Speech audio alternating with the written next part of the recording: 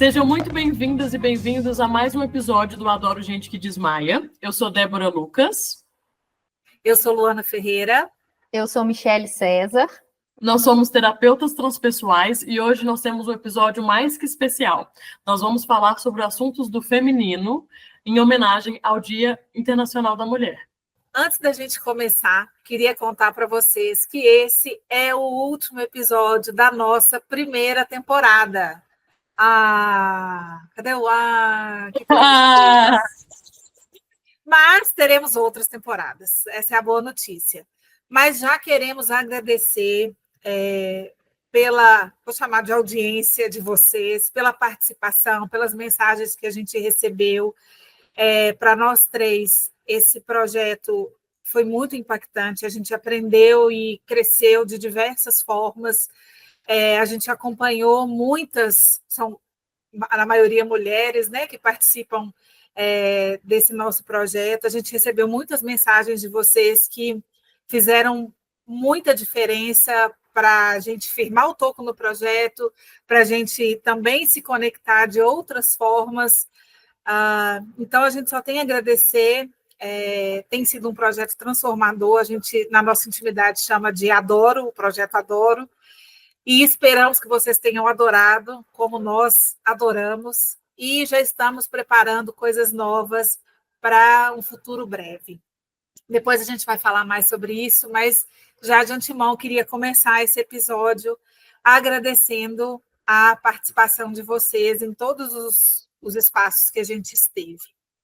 E para fechar com chave de ouro, como a Débora falou, a gente tem hoje a nossa professora querida, fomos alunas dela há 2 anos e nunca esquecemos suas palavras, em celebração ao Dia Internacional da Mulher, uma data que para nós três e para todas vocês, acredito, é de uma forma direta ou indireta, objetivamente ou sutilmente impactante, porque estamos falando da nossa própria história enquanto mulheres.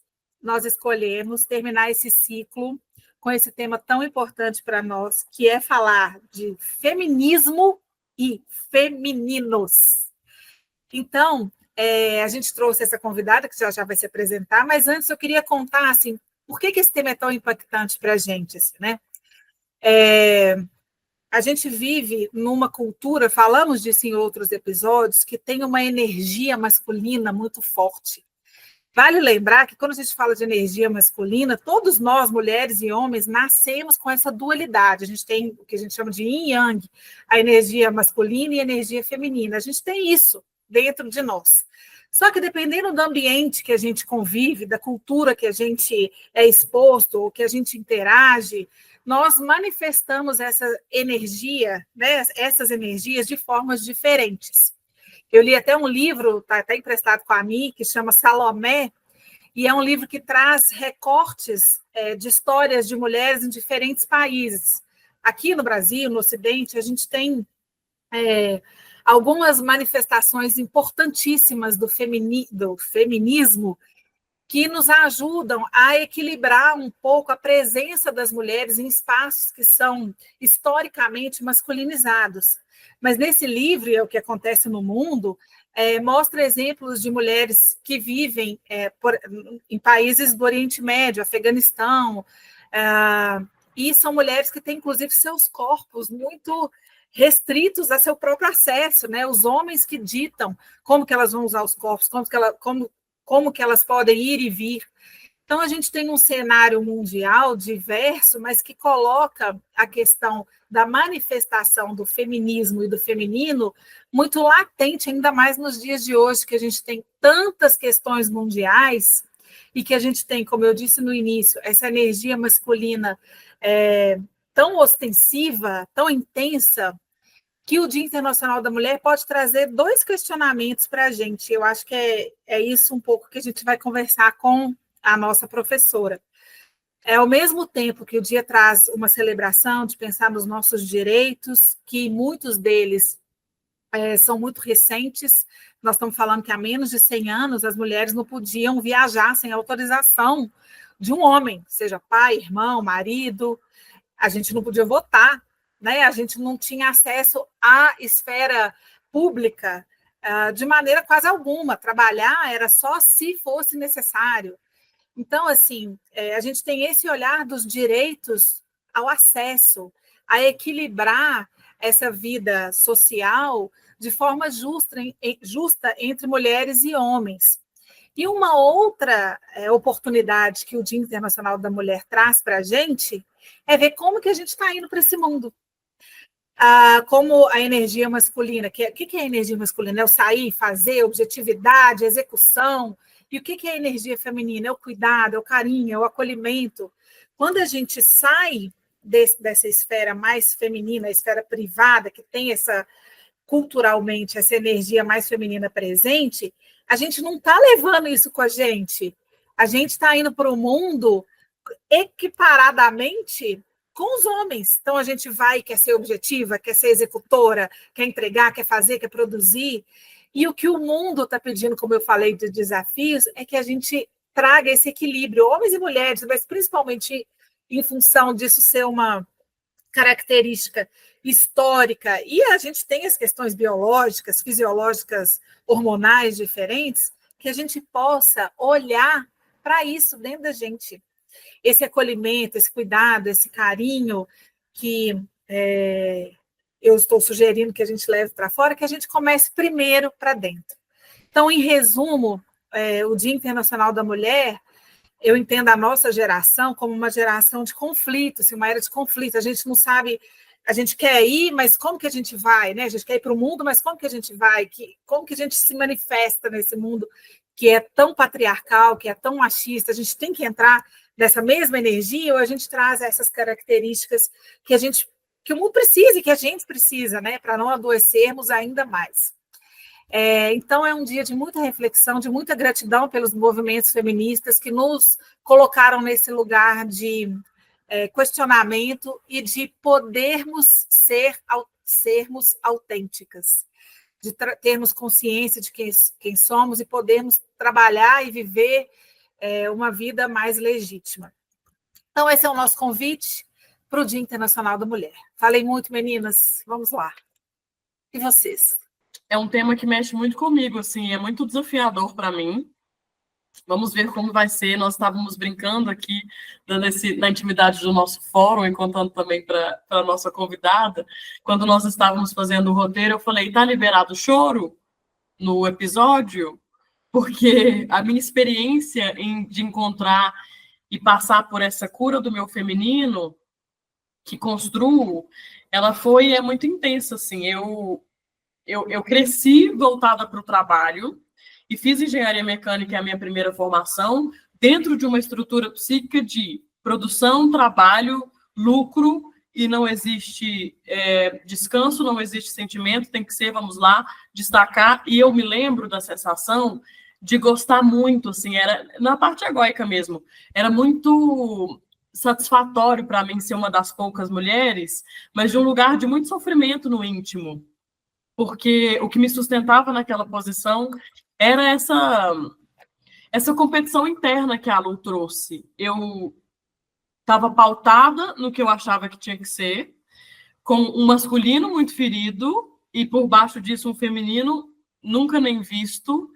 e isso foi para várias outras áreas da minha vida, assim, inclusive relacionamento, enfim. E olhar para tudo isso para hoje ir para um lugar de trabalhar como terapeuta, que é o que eu amo fazer, olhando para o meu desfrute da vida e buscar prosperar, obviamente, dentro de um descanso e gerir e gestar o meu trabalho de uma outra maneira, tem sido um desafio e um aprendizado constante.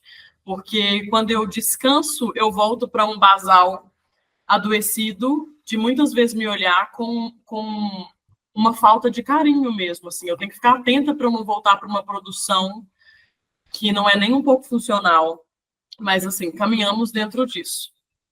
Eu, me vejo hoje, talvez, o maior desafio que eu tenho é essa compreensão desse feminino, em termos de achar a beleza disso na nossa sociedade contemporânea, né? Essa coisa de de gerar, né, essa espera, esse momento de criar.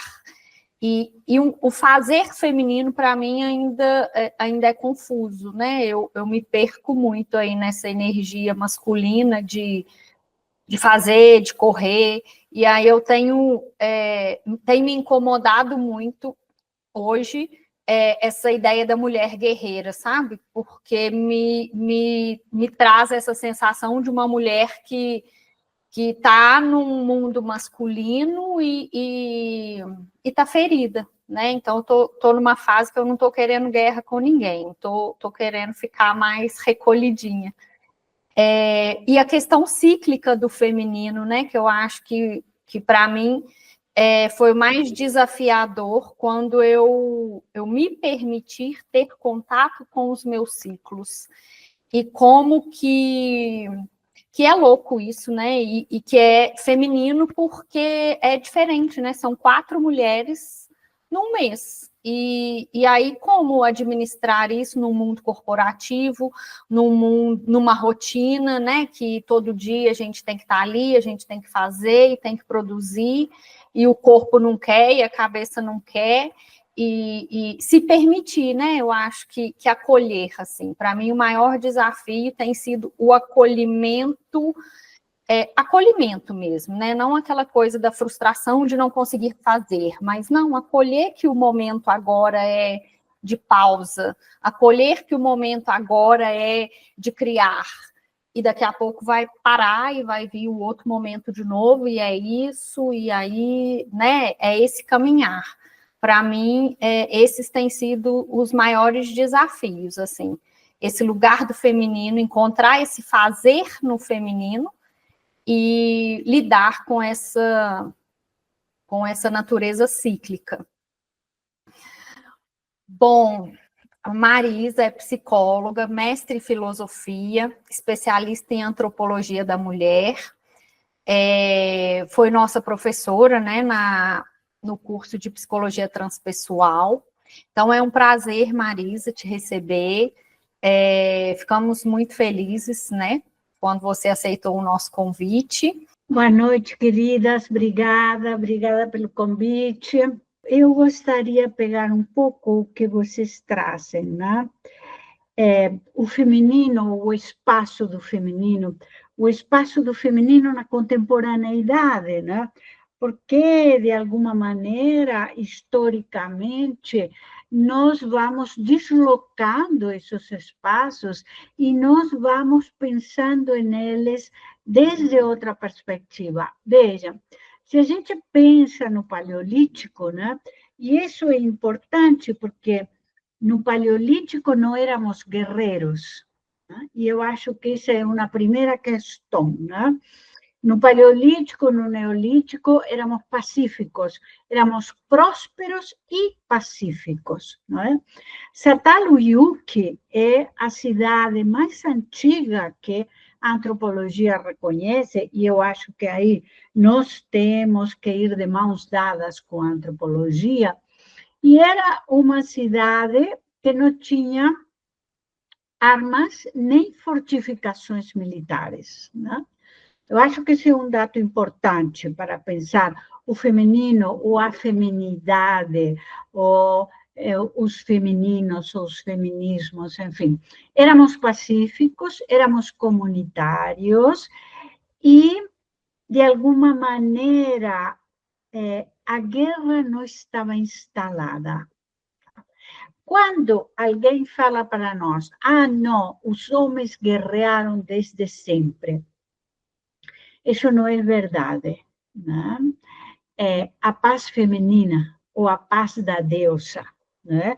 O que nós tínhamos nos povos pré-patriarcais? Figuras, né, de mulheres com seios abundantes, com ventres abundantes, porque essas figuras determinavam a vida e a existência, né?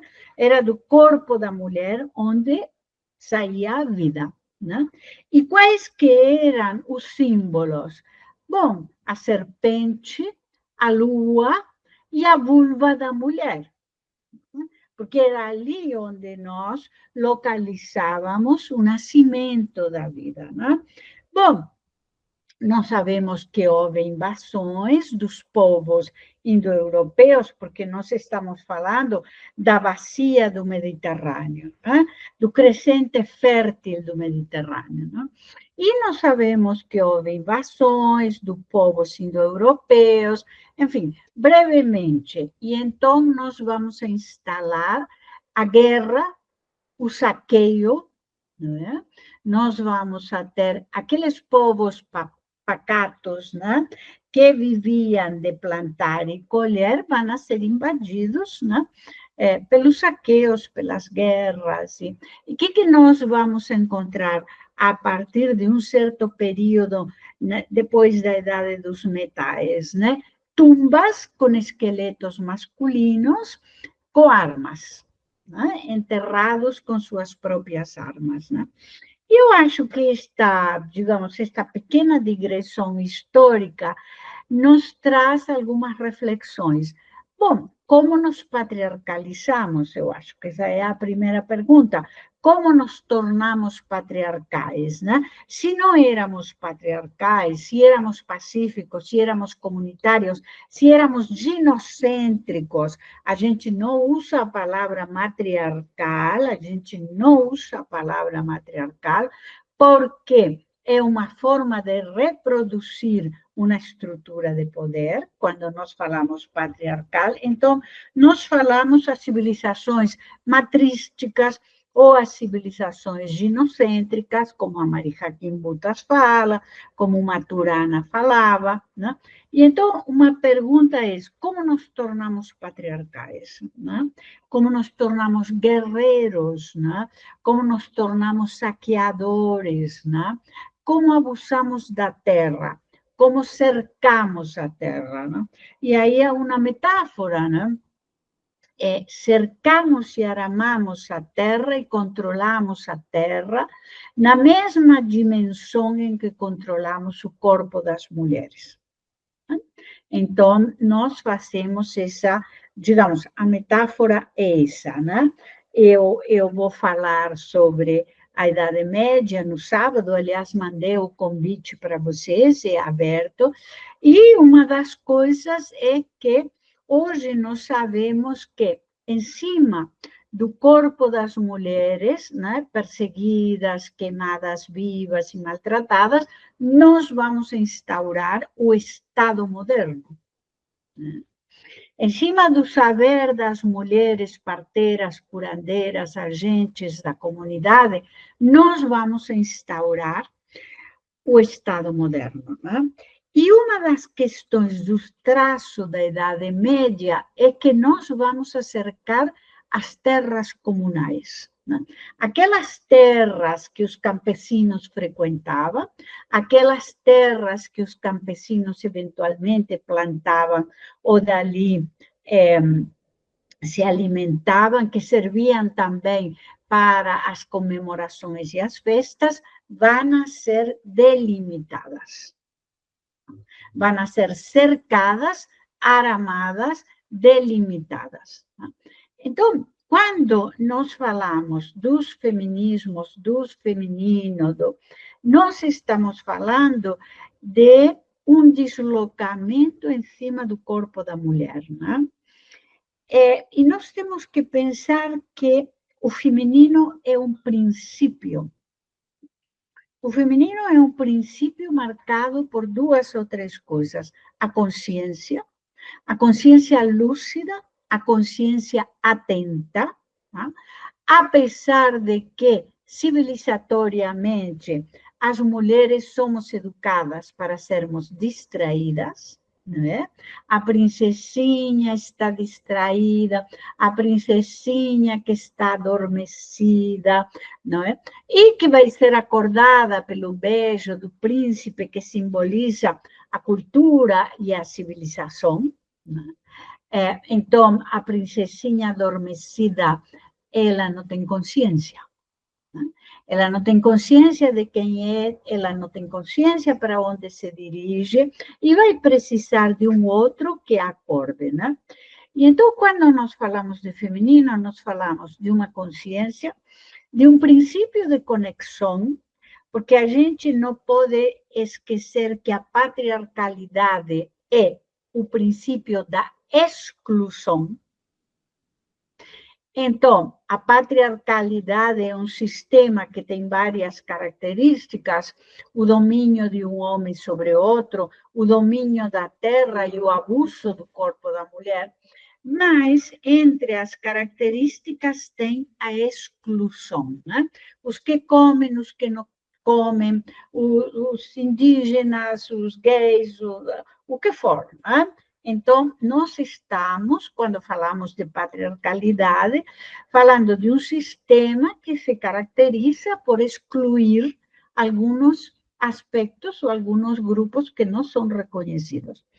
E quando nós falamos de substantivo, além de feminino, além de falar de um princípio, estamos falando de um substantivo. Isso também é importante, porque nós conhecemos o feminino como um adjetivo, né? Linda, delicada, meiga, doce. Bem, o feminino é um substantivo, não é um adjetivo. Então, essas são questões que a gente tem que ter presente quando fala das feminidades, digamos, das diversas feminidades. E, claro, ter presente que entender que masculino, homem, patriarcal são coisas diferentes, como feminino, mulher e gênero também são coisas diferentes, né? Então, quando a gente fala do feminino, e eu tenho uma certa precaução quando nós falamos o feminino, porque o acolhimento, porque o doce, porque nós feminizamos os cuidados. Como se o cuidado fosse algo que só pertence às mulheres. Isso não é verdade. Todos podemos cuidar, homens e mulheres. Acontece que nós dividimos o espaço no público e no privado.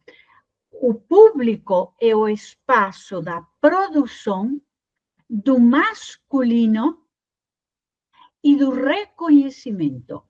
O privado é o espaço do feminino, da reprodução e do silenciamento e do não reconhecimento.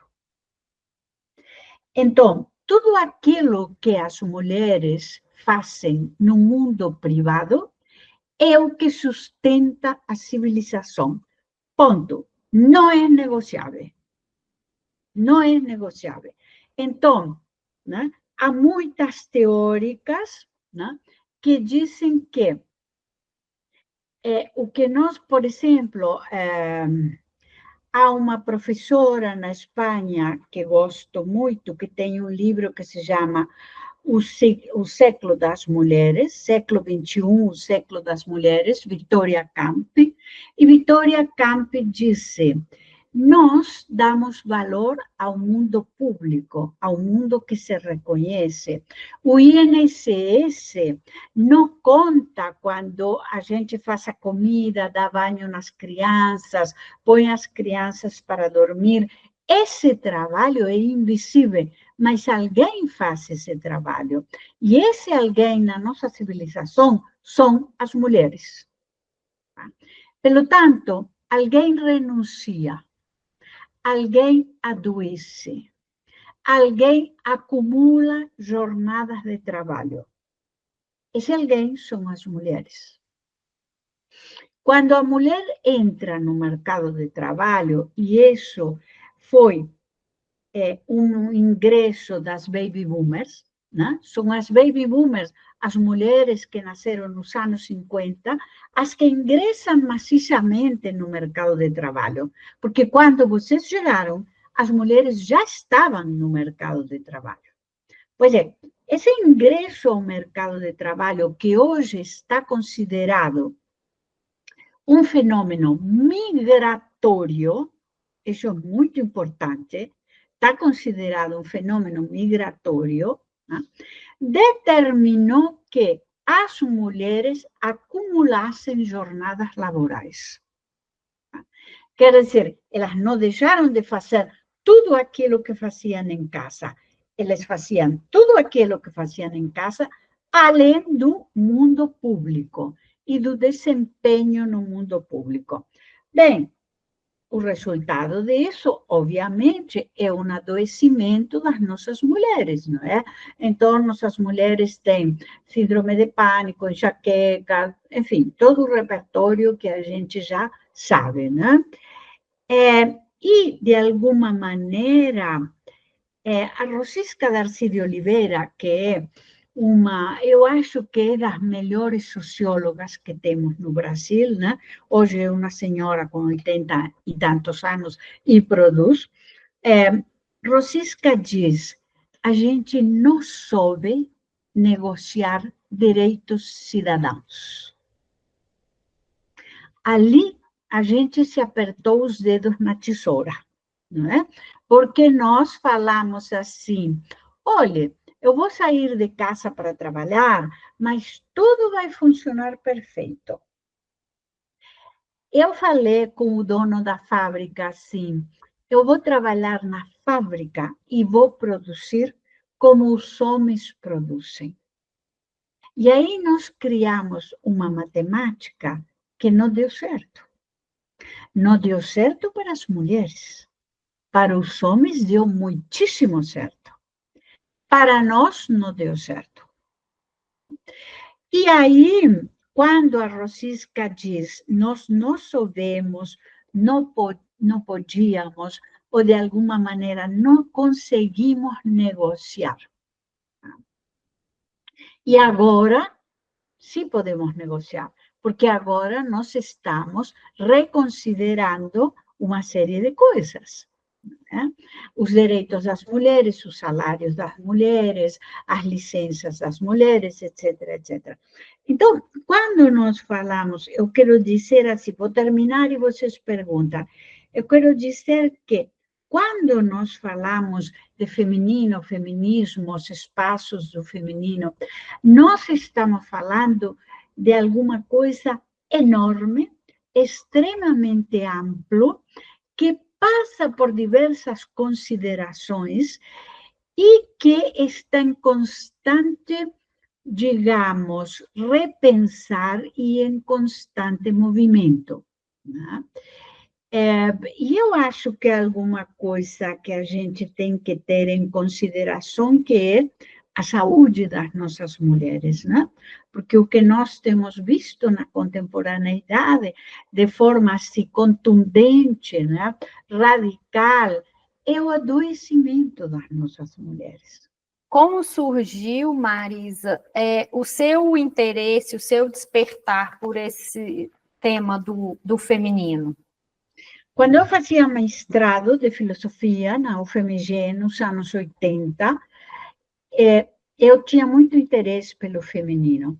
E nós tínhamos um professor, que já não é mais professor da UFMG, mas que ele é um senhor, está vivo, Hugo César Tavares, e nós tínhamos uma matéria que trabalhava sobre toda a questão do feminino.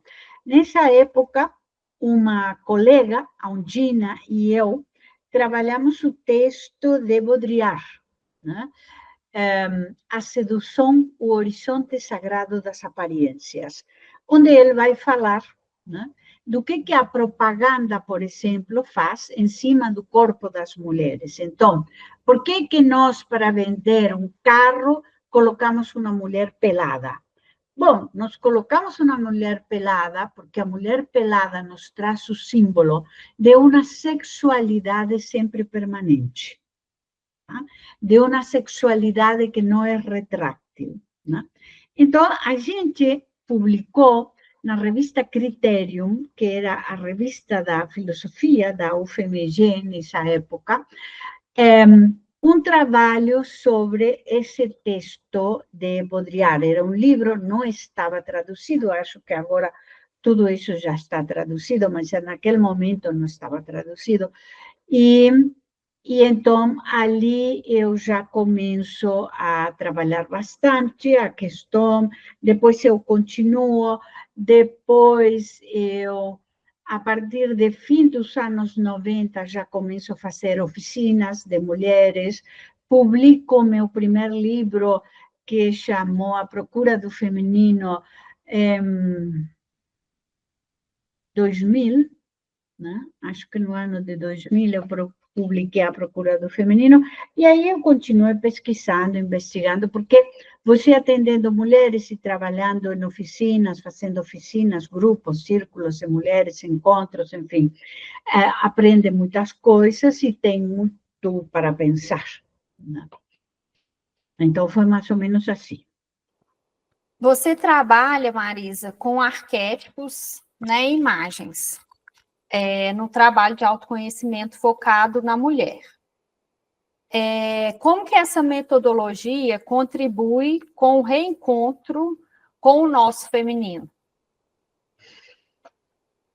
Olha, eu acho que a gente, para falar do feminino, assim como a gente, para falar do envelhecimento, e há um autor interessante que diz que, para falar do envelhecimento, a gente não pode usar só a linearidade da consciência, né? A gente tem que usar os símbolos e as analogias do inconsciente, né? Bom, eu acho que, para falar do feminino, nós também temos que usar o mundo simbólico, o mundo analógico, que não é o mundo da lógica, não é da lógica cartesiana. Isso não quer dizer que a gente vai abandonar a lógica ou vai ficar, enfim, fora da realidade. O símbolo, Jung falava que o símbolo é a melhor expressão para algo relativamente desconhecido, né? Quando nós falamos do mundo simbólico ou do mundo do arquétipo, e o arquétipo se expressa através de símbolos, nós estamos falando da possibilidade de uma conexão que tem a ver com o mundo imaginar, com o mundo do imaginário, né? Há muitos autores que já falaram disso, né? E Jung falava, uma imagem chama outra imagem, que chama outra, que chama outra, né? E então, a lógica é a lógica do símbolo e da multiplicidade de sentidos, né? É isso que eu acho que abre as portas para o feminino, a multiplicidade de sentidos. Um símbolo é múltiplo, né? E o feminino também é múltiplo. Esse, de fato, assim, até pelo símbolo e pela energia do próprio campo do nosso episódio, está mexendo comigo profundamente. E a minha pergunta é, inclusive, essa. Com tantos anos de círculo de mulheres e de workshop para mulheres, como você percebe o despertar das mulheres e os diferentes, como você disse, né? Muito amplo e é um mar de como esse tocar o estudo do feminino pode ser diferente de uma mulher para outra, inclusive em relação à idade, à fase da vida, se é mãe, se não é, enfim, são infinitas probabilidades, né, e possibilidades dentro disso. Mas a sensação que eu tenho é que qualquer mulher, independente da fase ou do que tenha vivido de experiência, quando começa a tocar e se encontrar com esse assunto, vai ser inundada pelos conteúdos inconscientes do seu próprio clã. E se lembrar e encontrar os símbolos e como as mulheres se apresentam dentro da sua própria família.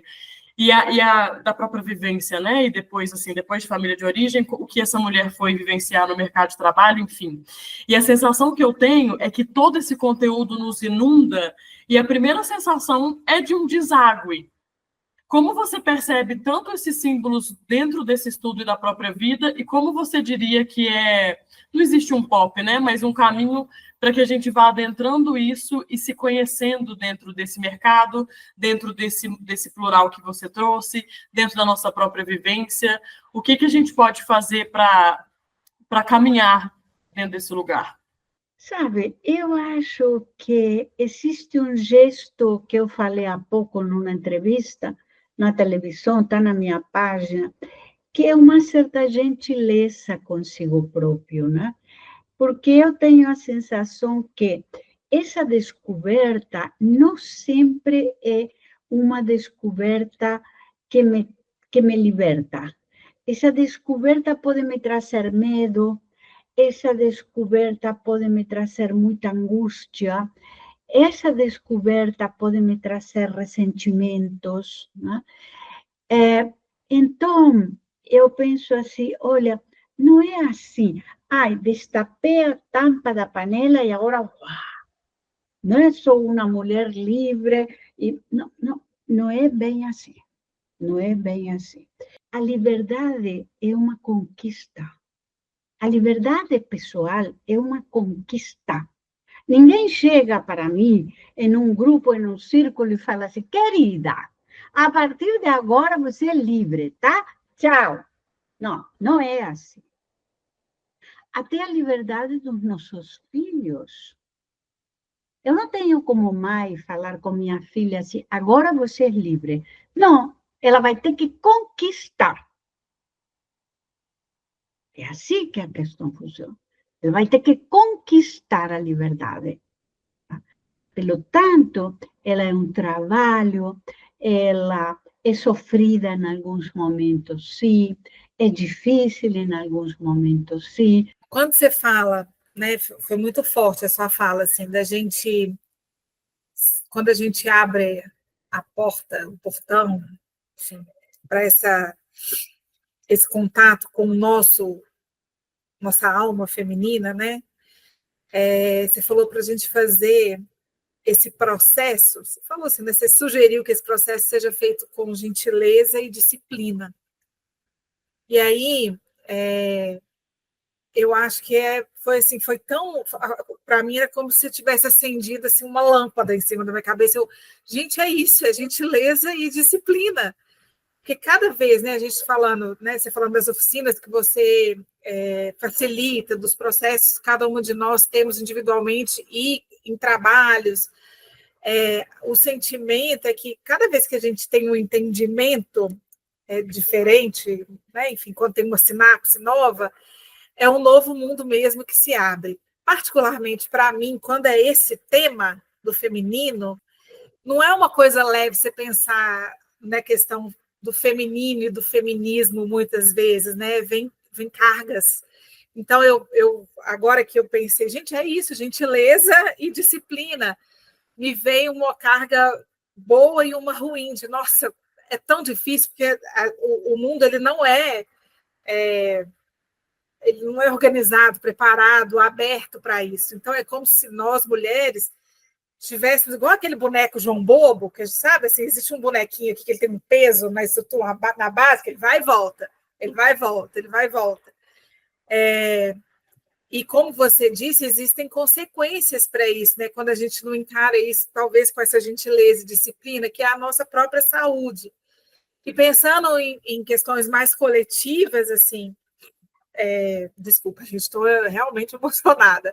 Porque a gente pensando assim na questão coletiva, o que a gente perde nas questões sociais, né? Assim, nas questões do mundo, né? O que está dificultando que essas questões, esses problemas possam ser sanados a partir desse nosso contato feminino, né? A gente com a gente mesma, a gente levando isso para onde quer que a gente vá, para o trabalho, para a família, para reunião de família, para reunião de condomínio, enfim, para a gente ser legitimamente essa mulher com propriedade do seu feminino. O que a gente está perdendo?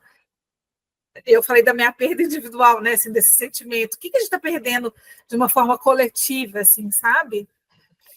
Pois é, mas quando nós falamos do coletivo, eu acho que tem que ficar claro uma coisa. Faça a sua parte. Faça a sua parte. Então, se eu quero mudar a América Latina, bem, agora, faça a sua parte, bem feita, com consciência do que você está fazendo, com a determinação do que você quer fazer. Nós vivemos na sociedade que nós vivemos, nas instituições que nós vivemos, nas dificuldades que nós vivemos, não é?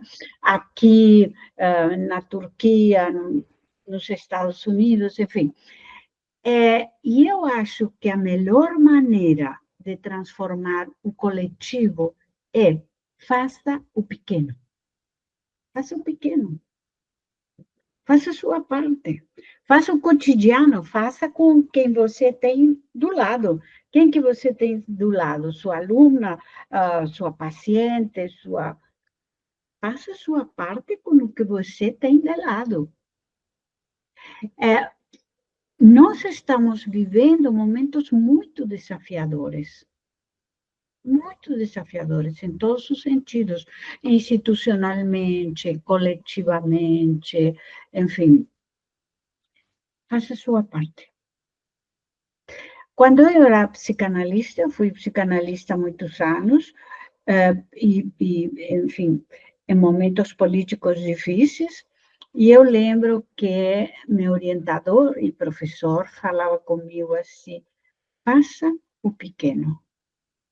Não fique pensando que então nós vamos a mudar o mundo. Não. Faça o pequeno. Bem feito. O seu melhor. Faça seu melhor com o que você tem de lado. Está feito. Esse é um acto político. Esse é um acto de transformação. Esse é um acto... Não? Eu não preciso sair para a rua com as bandeiras. Bom, se eu quero, saio, claro, não tem nenhum problema. Mas, digamos, não é um projeto irrecusável ou um caminho irrecusável. Faça aquilo que lhe cabe bem feito. Não é nenhuma pergunta, é até uma percepção. Dentro disso, de fazer o que cabe e de se preparar, porque acho que estamos tão tocadas, além das palavras e tudo que você trouxe, que foi riquíssimo, mas a gente consegue perceber o peso que tem alguém com a trajetória como a sua, assim. E isso é muito grande, né? E eu acho que completa muito o que você está... Essa última resposta, de quando a gente faz algo genuinamente e se prepara e entrega tudo daquilo, a própria presença, ela inunda a vida de outra pessoa. Uhum. Uhum. Porque antes mesmo que você começasse a dividir as respostas ou a sua apresentação, era notório que a frequenciação nos tocou. Então, eu acho que, conforme a gente vai caminhando nos nossos passos e tendo a humildade mesmo de nos preparar e nos jogar no nosso próprio processo, enquanto a partir disso transbordamos, né? Nos preparamos e transbordamos para outras pessoas, a gente inevitavelmente chega muito mais longe do que conseguimos imaginar, assim, porque... E depois vocês deixem nos comentários se vocês estão tão frequenciados como nós e o quanto as palavras da Marisa as impactaram vocês, os homens também, né, que vão nos assistir. E não tem como ser diferente, né, Marisa? Acho que... Muito obrigada mesmo pela sua partilha. Olha, eu acho, para ir encerrando, eu gosto muito de ser professora. Eu acho que minha vocação, eu né, atendo, sou psicóloga, tenho uma clínica, mas eu gosto muito de ser professora. E gosto muito de preparar vocês, as jovens mulheres. Eu tenho 70 anos, então eu não sei até quando eu vou ter saúde e pique para... Né? É um rojão dar aula, dar supervisão. Ai, professora, aconteceu uma coisa, Marisa, não é? Eu faço isso com muita alegria, mas acho que o que me cabe é me doar a vocês e ir preparando vocês e estar perto, na medida do possível, porque vocês têm que ser melhores do que eu. Isso também é uma coisa que eu aprendi, não é? Os nossos alunos têm que ser melhores que nós. Marisa, é um prazer te ouvir. Que mensagem que você deixaria hoje para quem, né, vai nos ouvir? Gostaria que você deixasse aí uma fala, uma mensagem. Olha, eu gostaria de pensar que estamos no melhor caminho. Acho que isso é importante, né? Isso é importante que a gente diga. Com os desvios, com os tropeços, isso faz parte, né, do caminho de todos nós, mas estamos no melhor caminho. E vamos em frente, porque é isso que nós acreditamos, não é? A gente não tem que convencer ninguém de nada. A gente não tem que convencer ninguém de nada, que nós estamos certas, que... Não, a gente não tem que convencer ninguém de nada, né? Mas nós temos, digamos, a certeza de que o nosso caminho é esse. Então, acho que estamos no bom caminho, eu acho que essa é a certeza que nós temos que ter. Tá bem? Queridas, muito obrigada. Depois vocês me contam dos comentários, depois vocês me mandam, tá? Foi uma alegria estar com vocês. E a gente se encontra em breve. Tá bom? Beijo. Nós que agradecemos, Marisa, e eu quero aparecer aqui, que aparece só quem fala, né? Provando para vocês que, olha só, para naturalizar as nossas emoções no adoro gente que desmaia, porque como a Marisa compartilhou, e eu não estou chorando de tristeza nem nada, é uma emoção mesmo, mas assim, que passa, né, por sentimentos densos, sim, densos e mais fortes, mas para a gente normalizar nossos ciclos e o fluir das nossas emoções. O nosso podcast, que está mais do que liberado, você aí na sua casa. Pode desmaiar e pode chorar. Eu desmaiei no episódio de hoje, galera. Tá bem, queridas. Obrigada, Marisa. Muito obrigada. Muito obrigada.